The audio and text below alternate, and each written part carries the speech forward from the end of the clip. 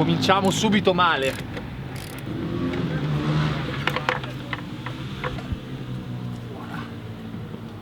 Cominciamo male con le gomme in mano perché mi sembrava un peccato utilizzare le SC0 nuova che avevo messo al Mugello e ha fatto 10 giri per girare a Castelletto di Branduzzo.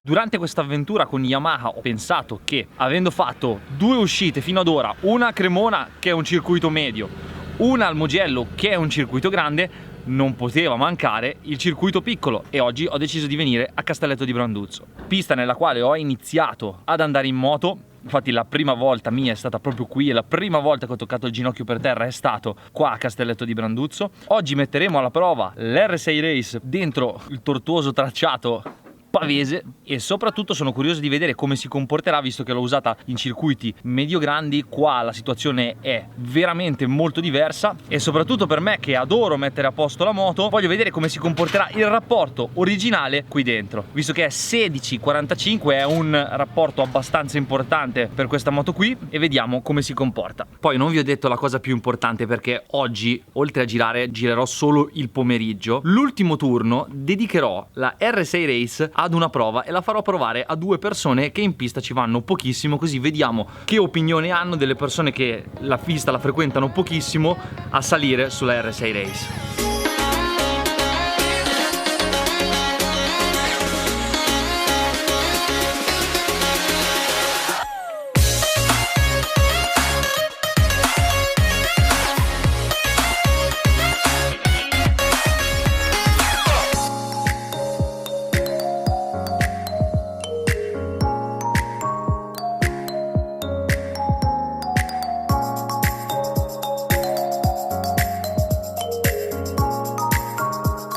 Bellamente schiavizzato in cambio di un passaggio verso l'autodromo. La cosa che volevo modificare è che soprattutto in una pista molto piccola dà molto fastidio il gioco del gas, soprattutto bisogna essere molto precisi nello stretto al primo aggancio del gas. Infatti adesso regolo un po' il gioco, regola ecco, così quando facciamo la regolazione del gioco del gas fate attenzione che quando si gira il manubrio non si tiri anche il gas, giusto? Esatto. Io non sono ingegnere, lui sì.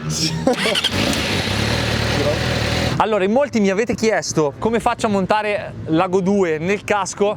Adesso, visto che l'avevo fatto nelle storie Instagram ed è andato perso, lo facciamo in un video così tutti possono vedere come si fa. Attenzione, premessa, tutti i caschi sono diversi, io vi faccio vedere come si fa sul mio. Dovete farlo in base a come è fatto il vostro casco e utilizzando il buon senso, perché la telecamera deve essere messa in un punto dove uno non dia fastidio e non sia pericoloso in caso di caduta. Allora, io smonto il mio guanciale dal casco. Come avevo fatto vedere su Instagram, ho applicato questo doppio velcro che serve semplicemente a fare da base per quello che sarà il nastro americano. Prendiamo la nostra Go 2, la togliamo dalla custodia.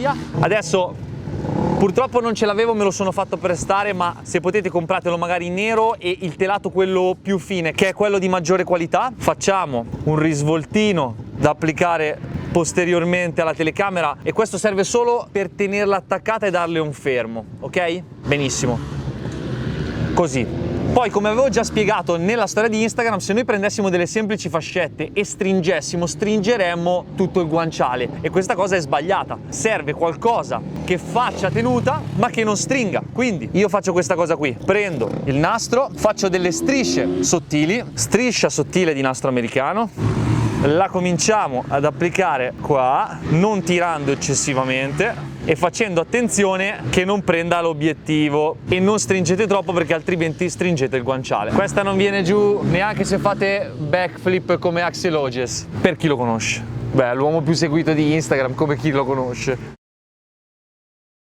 Poi rimontiamo il nostro supporto e qua, come possiamo vedere, l'Ago 2 è all'esterno della testa, quindi nel caso di schiacciamento è all'esterno. Poi adesso sono sicuro che vi ho fatto vedere come si fa, entro dentro a Branduzzo e sicuramente cadrà.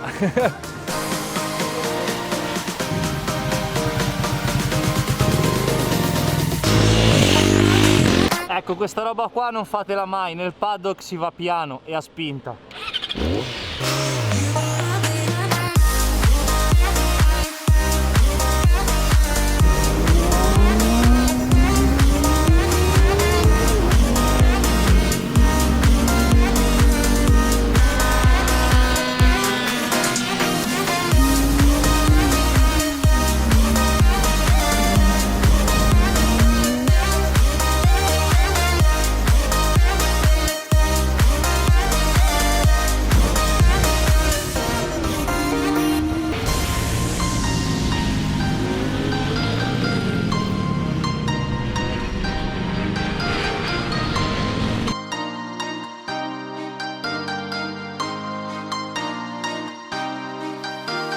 Allora, finito il terzo turno, la cosa più limitante della moto di serie qua in una pista piccola è appunto l'ABS, che entra fortemente in tutte le curve, visto che non c'è mai un punto dove c'è la moto dritta, e soprattutto con le sconnessioni sente sempre delle velocità a ruota diverse e quindi interviene molto drasticamente. Per chi non lo sapesse, praticamente l'ABS è il sistema che evita lo slittamento di una delle due ruote della moto e funziona attraverso due sensori, uno sulla ruota posteriore, qui c'è il sensore e viene letto attraverso una ruota fonica, ok, che è posta sul cerchio, e ce n'è anche uno sulla ruota anteriore. Praticamente la centralina, quando legge una differenza fra il valore della velocità della ruota anteriore e della velocità della ruota posteriore, fa intervenire l'ABS, e la sensazione che noi sentiamo quando guidiamo è praticamente che tu freni, l'ABS quando interviene lui spinge indietro la leva perché evita il bloccaggio appunto della ruota.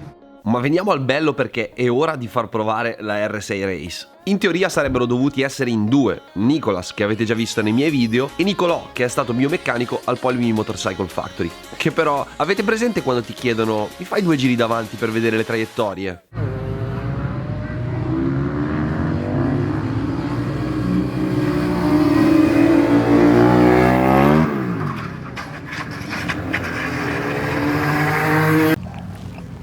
Puoi anche trovarla, basta che non tiri come quella. No, per oggi è finita per me. No, non dire così. Nicolò si arrende e non ci resta che farla provare a Nicolas. Oh, adesso che c'è silenzio e si sente bene, aprire bene le orecchie. Questa ce n'è una, deve tornare, quindi mi raccomando non metterla là, lo vedi il cestino, non deve andare là dentro. Cambio stradale, quindi come sei abituato a guidarla prima in giù, tutte le altre in su. Siccome fa un po' caldo, magari l'ultimo giro farlo un po' in maniera da fargli prendere un po' d'aria per non arrivare qua bollente, e basta, poi divertiti perché la moto è a posto. Anche la posizione di guida è originale, quindi... Però se tu ci stai in teoria... Sì, va bene, siamo alti più o meno uguali, l'altezza delle leve vai tranquillo che va bene così, e gomme calde ce ne sono, basta. Perfetto. Mi raccomando, speriamo non faccia danni. Molto piano. Non c'è problema, è come vado di solito. Andiamo a vederlo in tribuna, dai. Eccolo, eccolo. Oh! Vai piano, Nico.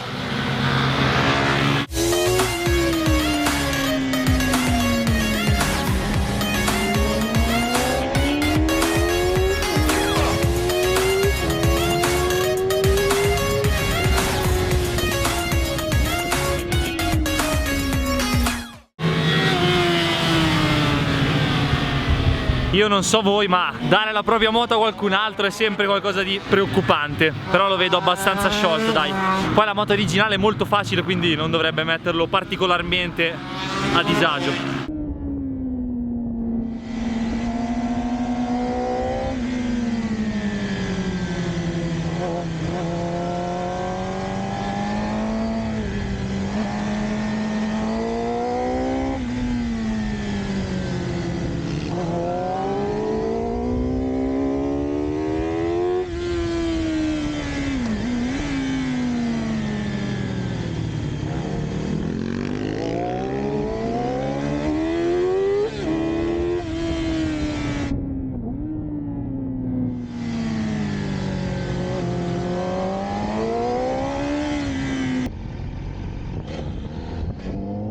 Eccolo!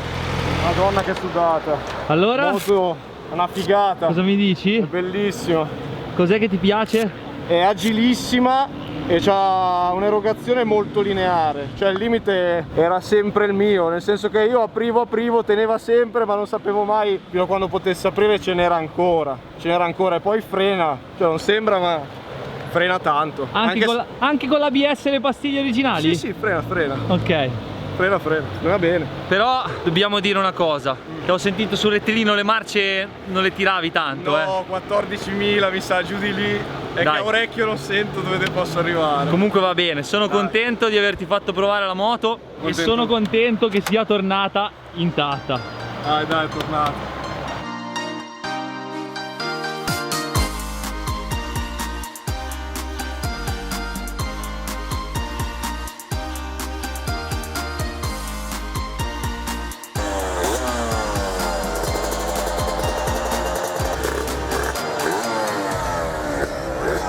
Mi hanno già sabotato.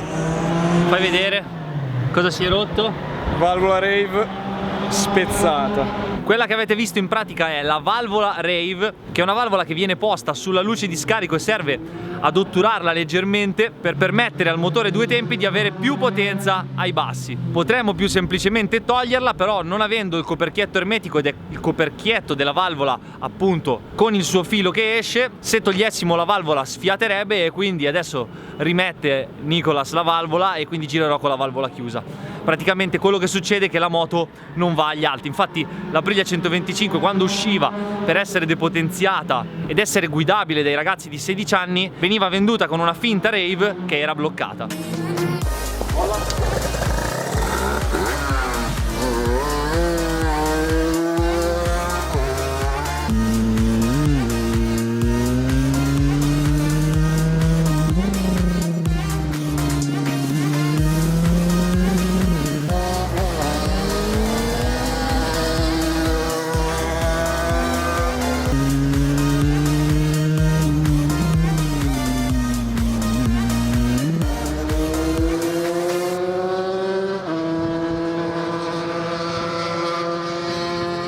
Mamma mia, Com'è andata? divertito mi sono divertito, però la mia nel 2009 era più a posto.